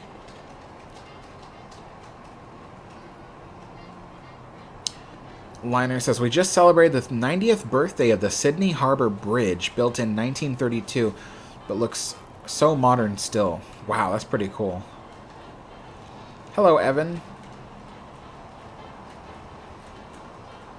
Chris says, it would be cool to see RMS Queen Mary and RMS Titanic and Battleship Missouri in one place to see 3 awesome ships together. Teresa says, I like the forest over there. I like the apartments in the forest area. Oh, yeah. The forests are definitely very nice. That's one of the reasons why I love living up here is all the trees. Like, you know, again, talking about Southern California where I grew up, it was just all concrete everywhere. Everything was concrete and just boring looking. I never liked living in Southern California. It was just boring. So yeah, I love living up here. It's so beautiful. I love looking out my windows and seeing the trees. And you know what's really cool too is there's a lot of hills where I live. So you can actually see fog passing between the hills. Makes for great photos. So yeah, I love that. And if I go out to a certain part of my street and I look down the street, I can see the top of Mount Hood. So it's kind of cool. It's just very beautiful. It's just very scenic everywhere you go up here. I love that about this area. Everywhere you go, it's just scenic.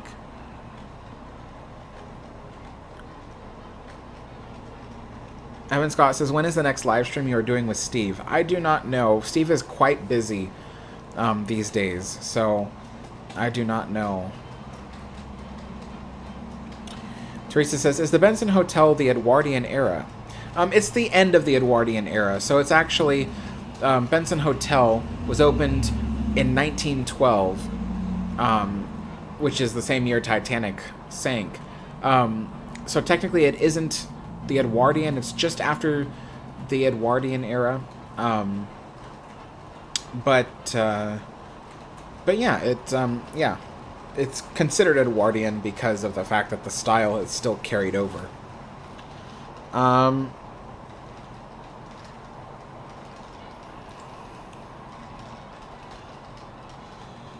Oh yeah, liners. Yeah, the Queen Mary was very expensive.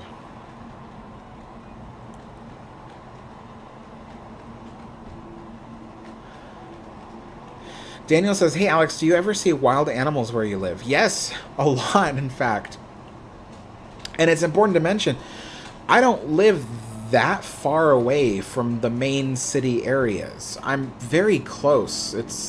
But what I do see is my first year here, I remember seeing a bobcat underneath a truck. It was just sitting in the shade. And I thought at first it was a normal cat, but when it saw me, it ran out from underneath this big truck, and it was a huge bobcat. Yeah, so I saw a bobcat, and that's the biggest mammal I've seen. And let's see, there's the snakes I told you about. So I've seen a rubber snake, and I've seen a bunch of gardener snakes, and let's see. Well, we have lots of different types of birds, that's for sure. Like really beautiful, beautiful birds. Growing up in Southern California, the only birds we had were crows and sparrows and seagulls. But, you know, here we have all kinds of like blue birds, blue jays, red-breasted robins, things like that. Woodpeckers. We have woodpeckers up here, which is kind of interesting. And in the springtime, you hear them just tapping at the trees. Let's see. We also have chipmunks. Oh, we have beavers. So I've seen beavers. We also have something you've probably never heard of called nutria, which at a distance they look like beavers, but then you realize they don't have a beaver tail. So they're really just a large swimming rodent. Yeah, so they're called nutria. So we have nutria. And then lastly, another really cool wild animal that we see here a lot are bald eagles, which, for those that don't know, is the official bird of the United States of America. So, so yeah, we get bald eagles. There's a bald eagle that has he's got a nest somewhere in the trees of this apartment complex. I've never found the nest, but I hear him all the time, and then I sometimes see him flying overhead. He is big, very, very big. So we have bald eagles, and then we have golden eagles. So I see golden eagles here. I just saw someone ask if there's wolves. There's no wolves here. There's hardly any wolves in the United States to begin with. You know, we hunted them all to extinction, mostly. The only place I know of that has wolves is Olympia National Park in Washington, and then Yellowstone National Park are the two closest parks that have wolves, as far as I know. Further east of where I live, as you get closer to Mount Hood, you might start seeing bears, such as black bears, and if I'm not mistaken, either brown bears or grizzlies. I don't remember which one. I think both, actually. So black bears, brown bears, and grizzlies. Yeah. We have deer, but they don't come to where I live because we're too far into the main populated area for them to come this far. But we do have deer in a nearby area. If you kept going east, like I said, towards Mount Hood, you would start to enter more rural areas where you would find deer. We have foxes. There's nearby where I live, we have a big park. It's called Tryon Creek State Park, and it's a beautiful nature preserve that is located in this tiny canyon, and there are foxes there and bobcats. We also have wild rabbits. So just the other day I was on a walk nearby the apartment complex, and there are wild rabbits there. I didn't see a tail on him, so either he doesn't have a tail or something bit his tail off. I don't know, but it's cute nonetheless. They're like this big. They're tiny little rabbits. So, yeah.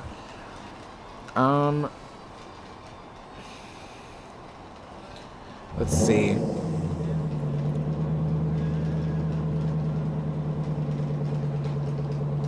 Oh, we also have frogs and toads.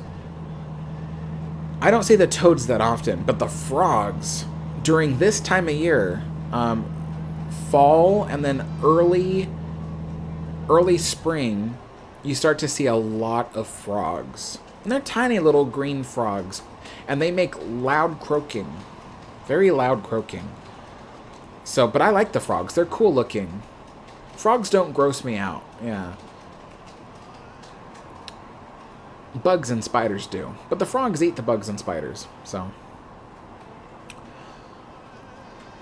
Chris says, "What state are you originally from?" I'm from California. I never liked living in California, but I am from California. Let's see.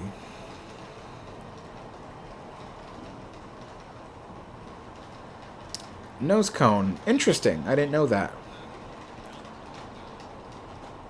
Liners of the past. Where about in Portland are you? I can't answer that question. I don't want people to look for where I live.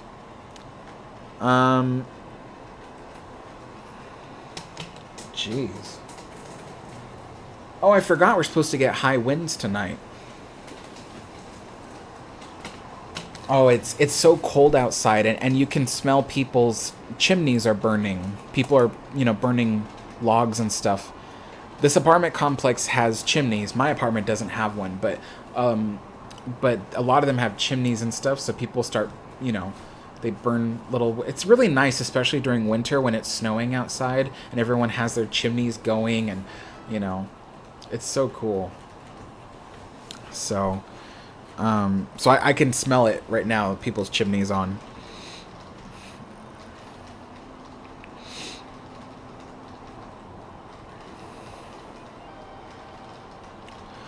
Chris says one of your friends from Marcy, Missouri had a pet bobcat. Jeez.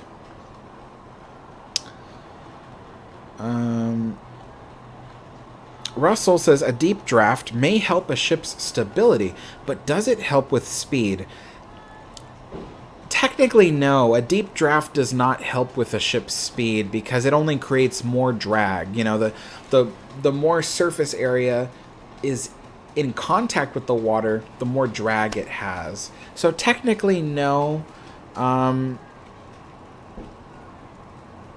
it does help with stability. Yeah. Daniel says the only wild things I see are just crows. Yeah. Like I said, I like living here. There's just so many animals and stuff, and it's so cool, and, and like I said, it's so weird, I was just walking around the apartment complex the other day, and I heard the bald eagle, it's so, it's so cool. I like it a lot. It's so neat.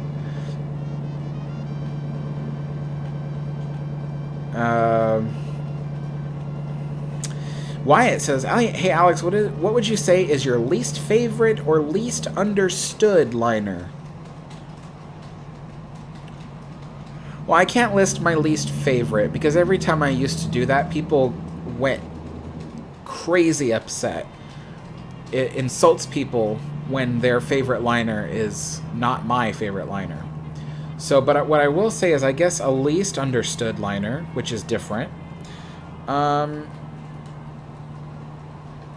A least understood liner. What would it be?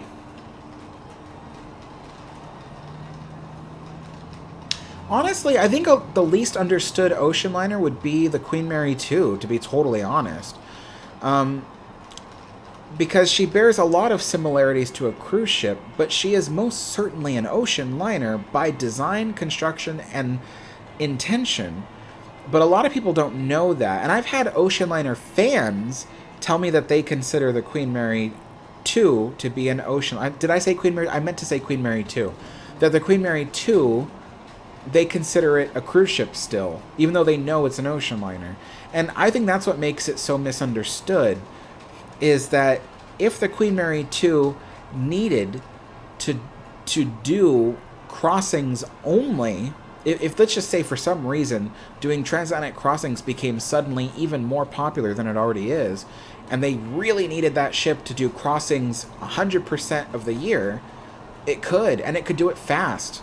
The ship could get across the ocean in 4 days, some odd hours. So, that's what's really cool about the Queen Mary 2, is that she could still, do her duty as an ocean liner. And and rough that rough weather, so yeah, that's I would say the Queen Mary 2 is one of the least understood liners for that reason. But then again, that's also because I can't think of anything else at the moment that I think is a least understood liner. But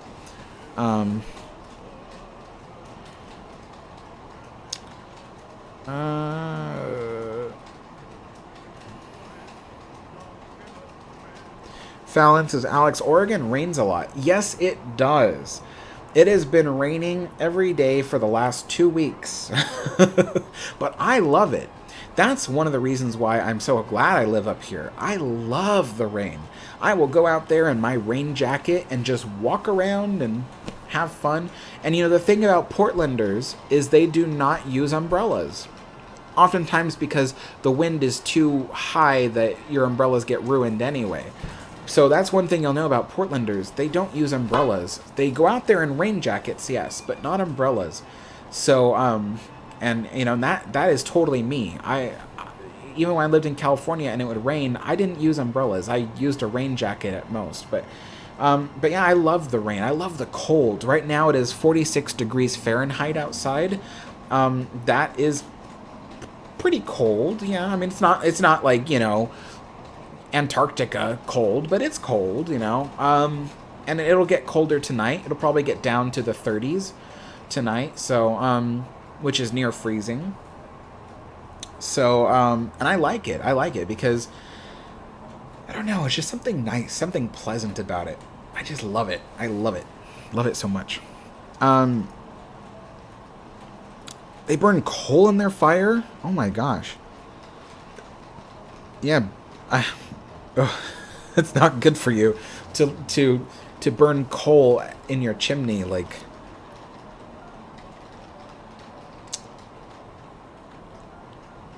Teresa says, are there coyotes up here? I'm sure there are, but I haven't seen any or heard any. But I do know that coyotes are pretty much everywhere in the United States. I mean, pretty much everywhere. So I'm sure there are. Yeah. And we also probably have mountain lions too, because mountain lions are a big thing in the American West. Big thing. Or otherwise known as pumas. Some people call them pumas. But yeah, or cougars. Cougars, mountain lions, pumas, same thing. Yeah, we get those here, but again, I haven't seen any. But those are very common Western United States animals, for sure. Octarian says, if Long Beach bought Queen Elizabeth also, then how much visitors would it get? Probably not as much as Queen Mary. It wouldn't be a good idea to have both ships in Long Beach. And the reason why is because... So there's someone on my channel who's been having an ongoing conversation with me about oversaturation of the tourism market. They think the reason why the Queen Mary isn't doing so well is because Southern California is full of tourist attractions and nobody's going to want to visit some rundown old ship when they could go to Disneyland. That sounds like it would make sense. I will admit that. It sounds like that would be the case. But that is not the case. When you have multiple tourist attractions, each of them offering a completely different experience from the other, instead of working against each other, they actually work together. So the Queen Mary is actually benefiting from being so close to Disneyland, Knott's Berry Farm, Six Flags, LA, the beaches, the Getty Museum. The Queen Mary is benefiting from being so close to all these tourist attractions because she's offering something different. In fact, a lot of the people who were staying aboard the Queen Mary were staying there overnight, while during the daytime they went to visit the theme parks. So that's kind of how it went. So in a way, it benefits the Queen Mary. But where you can oversaturate a tourism market is if you offer too much of something similar. So the Queen Elizabeth, if she was in Long Beach, would be way too similar of an experience to the Queen Mary. It wouldn't seem unique then. You got two big ocean liners to choose from, both of them costing you money to visit or to spend time in or whatever. So that would actually be an easy way to oversaturate the ocean liner tourism market in Long Beach and cause both ships to just utterly fail financially. So that is one of those cases where I would say that can be an oversaturation. But yeah.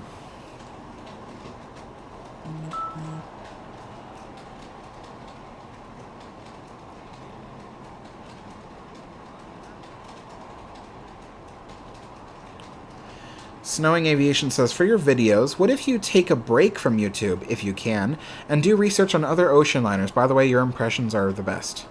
My impressions. Have I been doing impressions? But no, I can't take a break from YouTube because I need the ad revenue to keep the lights on, to keep, food on the table. I can't take a break from YouTube. Teresa says, what does a bulbous bow for? It reduces the bow wave on a ship, which helps reduce drag, which makes a ship more fuel efficient. K4RNA says, hey Alex, just wanted to say hello. The train is looking awesome. Thank you so much. Good to see you, by the way.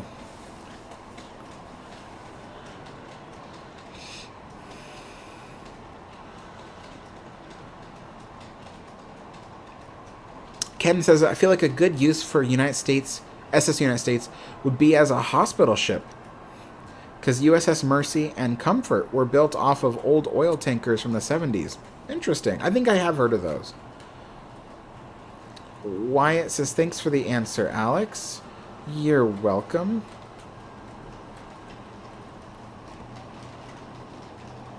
Teresa says, how's your train layout coming out? I haven't done any work on it since I did the water tower.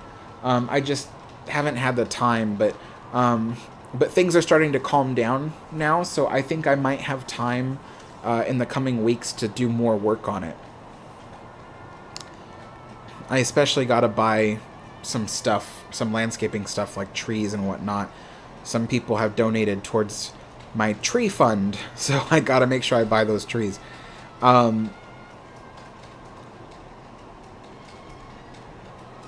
Fallon says, Alex, does Queen Mary 2 have one funnel from original Queen Mary?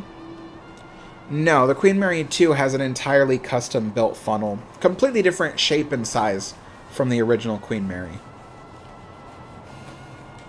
But I think you might have wondered that based off of the fact that the Queen Mary 2 is borrowing one of the original Queen Mary's Typhon whistles.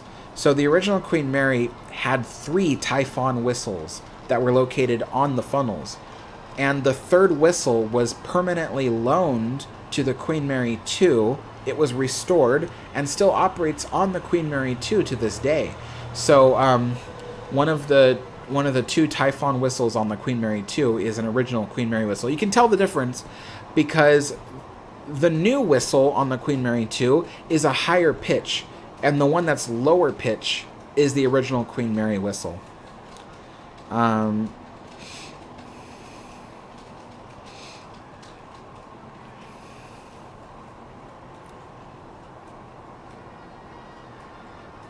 Teresa says, when does Queen Mary open? I really don't know. They just keep saying by the end of the year. That's all they say. Fallon says, Alex, I like rain because it puts out fire. Yes, it does. I always like when we get the rainy season because just before that, we're going through the end of summer, early fall. There's a lot of fires and stuff because of all the dryness. So when we get the weeks and weeks and weeks of rain, we don't have to worry about forest fires. So I like that.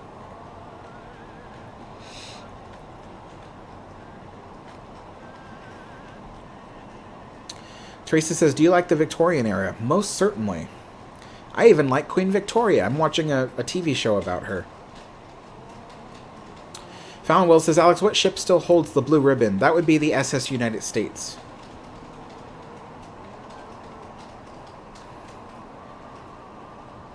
Grosswell Cooper says, does the Hudson River in New York City have to be dredged? I don't see why it would need to be.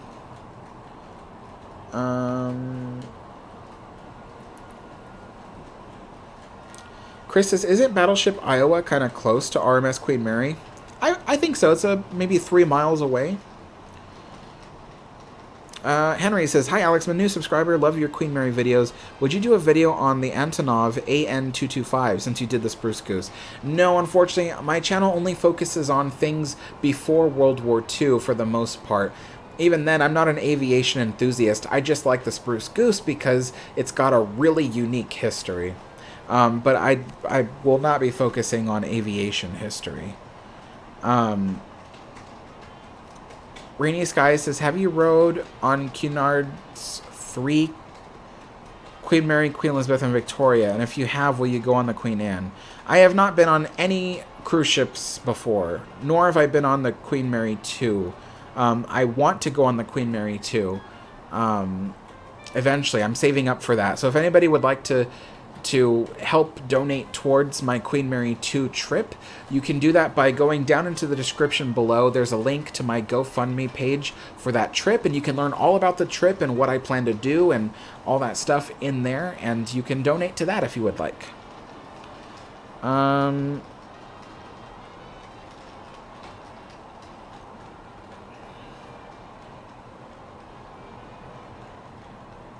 What? Teresa says there was a hotel that's on fire. It has 79 floors. Oh my god, it just collapsed. Oh my god, there are no words. My last time I was inside was today at 12:28. What?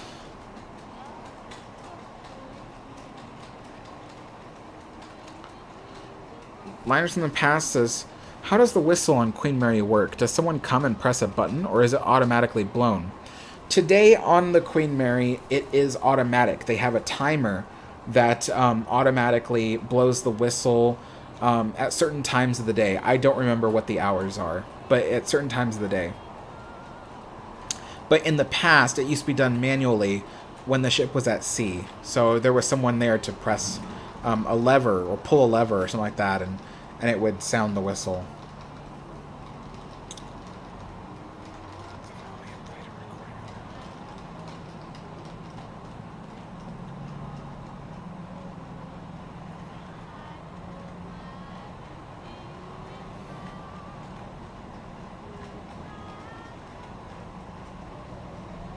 Nose Cone says, Queen Mary 2 funnel used a design seen on the QE2 and moved air up away from it. Yep.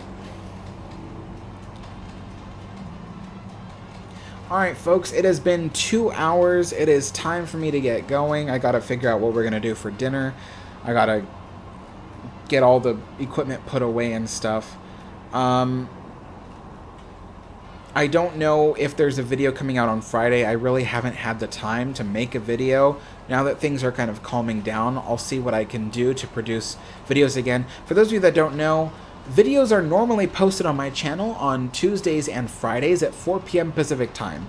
Tea times on my channel are normally Sundays and Wednesdays at 4 p.m. Pacific time. So that is generally the schedule for the channel. In case you've ever wondered, like, is there a certain time or day you can come back? That is it. So, you know, again, live streams Sundays and Wednesdays, 4 p.m. Pacific time, except for today, of course. And then videos are usually posted Tuesdays and Fridays, 4 p.m. Pacific time. That's usually how it goes. As for that, yeah. That's all I got for you now, folks. So, thank you all so much for joining me, you guys. I do have to get going. But I will see you all later. Bye-bye.